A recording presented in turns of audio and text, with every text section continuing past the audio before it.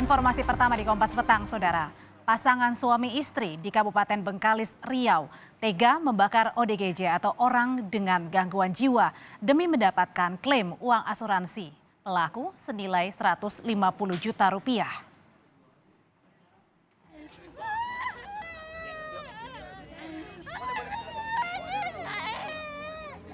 Pasangan suami istri ini, Saudara, membuat skenario kematian suami dengan cara membakar orang dengan gangguan jiwa atau ODGJ.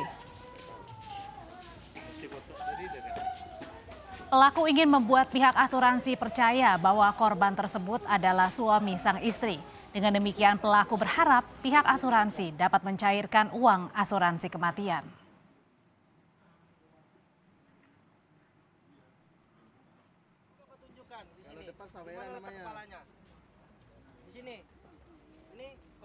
Kedua pelaku dijerat pasal pembunuhan berencana dengan ancaman hukuman mati atau seumur hidup. Ini kepala, ini udah melipat duluan ya. Jadi seperti itu ya rekan-rekan ya. Ya, mungkin Demi membayar hutang, pasangan suami istri membakar seorang yang diduga orang dengan gangguan jiwa atau ODGJ di Desa Tasik Serai Timur, Bengkalis, Riau. Kedua pelaku merekayasa kematian korban untuk mendapatkan klaim uang asuransi sebesar 150 juta rupiah. Awalnya istri melapor pada polisi jika yang tewas terbakar adalah suaminya. Namun ketika polisi ingin mengotopsi korban, istri menolak, membuat polisi curiga. Setelah dilakukan penyelidikan, ternyata yang tewas bukan suami, melainkan ODGJ tanpa identitas. Minta hukuman seberat-beratnya karena ini sifatnya pembunuhan berencana.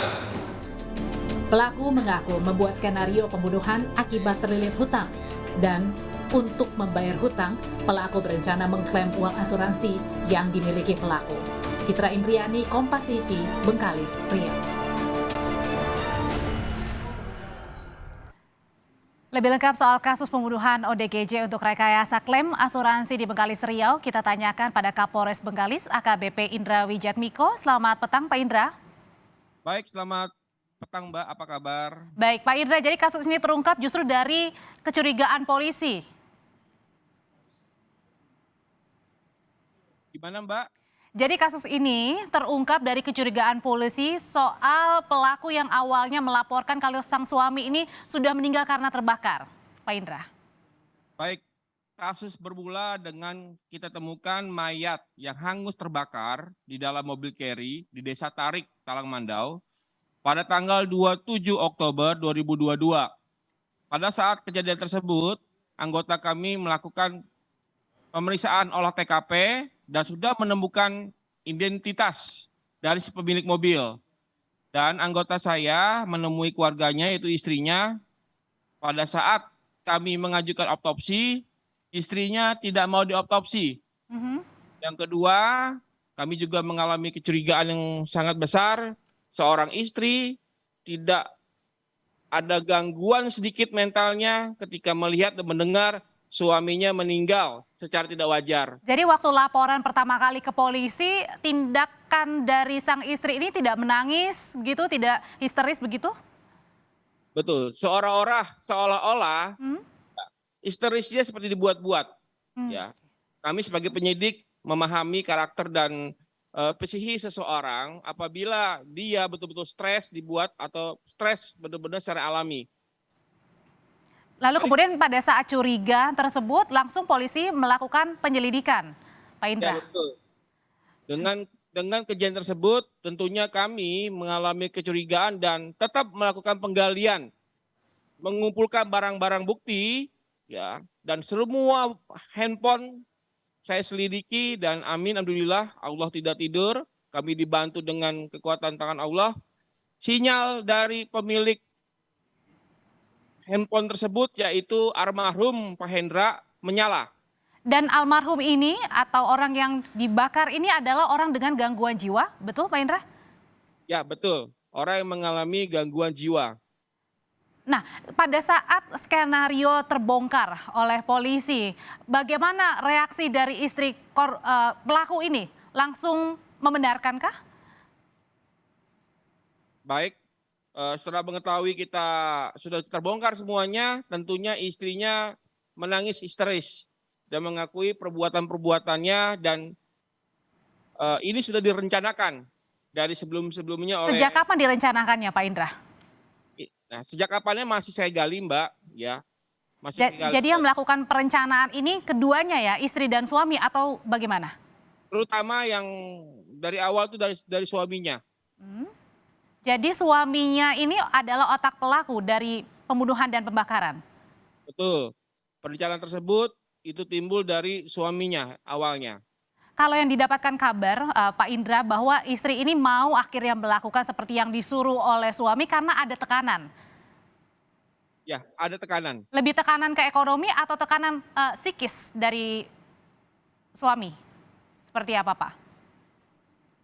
Pada saat melakukan kesepakatan untuk pembunuhan berencana, ada tekanan dari suaminya mengatakan, jangan kasih tahu polisi bahwa ini rencana kita. Yang kedua, apabila ada mayat yang terbakar, jangan mau diotopsi. Apabila kamu mengadu dengan polisi, kamu dengan anak kamu, saya bunuh. Jadi ada ancaman pembunuhan untuk istri juga dan anak? Ya, betul. Dan istri pada saat itu mau tidak mau menuruti apa kata dari suami atau sempat menolak, Pak Indra? Ikut, Bu. Tetap ikut. Ini jadi motifnya adalah karena ingin membayar hutang, jadinya mau klaim asuransi. Ya, betul sekali. Karena terhimpit utang, ingin membayar asuransi, maka direncanakan pembunuhan ini. Silakan Pak. Dan suaminya berperan, dan istrinya berperan di situ seolah-olah ini betul-betul suaminya terbunuh. Dari mana kecurigaan polisi sendiri? Karena mengingatkan korban ini sudah terbakar ya. Apa akhirnya yang membuat mengetahui bahwa korban ini adalah orang dengan gangguan jiwa, kemudian ini adalah korban yang ternyata bukan adalah suami? Baik. Awalnya kami juga mengira bahwa yang terbakar adalah korban Pak Hendra namanya. Dari kecurigaan-kecurigaan yang tadi saya katakan, kami terus menggali di lapangan dan menemukan nomor handphone, dan handphone itu menyala di daerah Siak Hulu, ya. Dan kami sudah melakukan mapping dan ditangkap, ternyata masih hidup yang nama Hendra tersebut. Dilakukan interogasi dan mengaku bahwa ini ada direncanakan untuk membayar utang piutang dan mengambil asuransi. Uang asuransi ya, untuk biar bayar hutang gitu ya maksudnya Pak Indra ya? Betul, betul. Tapi memang hanya dua pelaku ini yang melakukan pembunuhan berencana, istri dan suami, atau justru ada lagi yang menyuruh istri dan suami ini? Ada keterlibatan pihak lain? Baik, untuk sementara waktu kami baru menemukan dua nama ini yang suami istri. Kalau misalnya dari pihak asuransi sendiri, apakah sudah sempat juga untuk dimintai klaim oleh pihak pelaku? Ulangi, Mbak. Ya, apakah juga polisi sudah mengetahui bahwa pihak dari pelaku ini sudah mengklaimkan untuk uang asuransinya atau belum sampai ke pihak asuransi? Baik, pada saat mayat itu dikubur, dilakukan yasinan di rumah, istri menghubungi pihak asuransi. Dan istri sudah mempersiapkan persyaratan-persyaratan asuransi seperti surat-surat kuliah atau SD SMP untuk persyaratan gimana caranya asuransi ini cair. Namun di dalam waktu 2 kali 24 jam polisi sudah bisa mengungkap kasus ini dan asuransinya tidak keluar. Demikian. Jadi belum ada satu peser pun yang keluar ya untuk klaim uang asuransi ini ya? Betul. Pak Indra, tadi kan dibilang kalau yang menjadi otak adalah suami. Suami menyuruh istrinya tidak ada pilihan lain karena tadi ada ancaman. Karena itu pelaku kedua ini terancam apa pasalnya? Apakah ada beda atau sama dua-duanya? Baik, pasal yang saya gunakan adalah pasal 34 Junto 338, Junto 55 ayat 1 KUHP pidana. Pasal 340 barang siapa dengan sengaja dan dengan rencana terlebih dahulu merampas nyawa orang lain diancam karena pembunuhan dengan berencana dengan pidana mati atau pidana penjara seumur hidup atau selama waktu tertentu paling lama 2 tahun. Pak Indra, yang menjadi korban ini adalah orang dengan gangguan jiwa. Nah, ODGJ ini apakah sudah ada pihak keluarga yang melaporkah akan kehilangan korban? Baik, dari status ODGJ, anggota saya sudah melakukan mapping di lapangan dan sudah mendapatkan titik terang. Ternyata ODGJ ini emang orang Dumai, namun kami lagi mencari keluarganya. Dan saya minta data lengkap. Dan hari ini anggota kami melakukan autopsi, ya kan, untuk memastikan apakah ini sesuai dengan keluarganya nanti, data-datanya. Kalau misalnya ODGJ ini itu berarti dipilih oleh pelaku karena random ya, berarti tidak mengenal ya antara pelaku dan korban. Baik, tidak mengenal, Mbak. Oke, baik. Dan berarti artinya sekarang ini suami juga sudah mengakui perbuatannya ya, tidak hanya sang istri. Betul, dua-duanya sudah mengakui perbuatannya, Mbak. Jadi ancamannya, Pak Indra? Gimana? Jadi ancaman keduanya adalah pembunuhan berencana. Betul.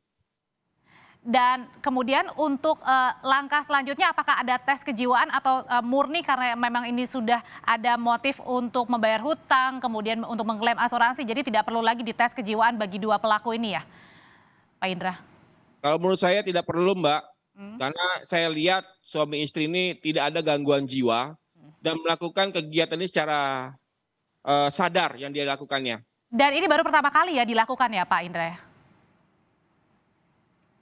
Gimana, Mbak? Baru pertama kali dilakukan oleh kedua pelaku ya? Baik, baru pertama kali, Mbak, dilakukan oleh pelaku. Ya, Pak Indra, ini juga ada anak ya. Bagaimana dengan kondisi anak dari pelaku sendiri yang juga sempat mendapatkan ancaman? Sekarang di mana anak dari pelaku ini, Pak Indra? Baik, untuk anak saya lihat sudah dititipkan oleh keluarga mereka dan keadaannya masih baik-baik saja. Baik, jadi untuk kedua antara istri dan juga pelaku suami ini terancam pembunuhan pasal berencana karena membunuh, membakar seorang orang dengan gangguan jiwa demi mendapatkan klaim asuransi untuk membayar utang. Terima kasih Kapolres Bengkalis AKBP Indra Wijatmiko sudah berbagi informasi paling baru bersama kami di Kompas Petang.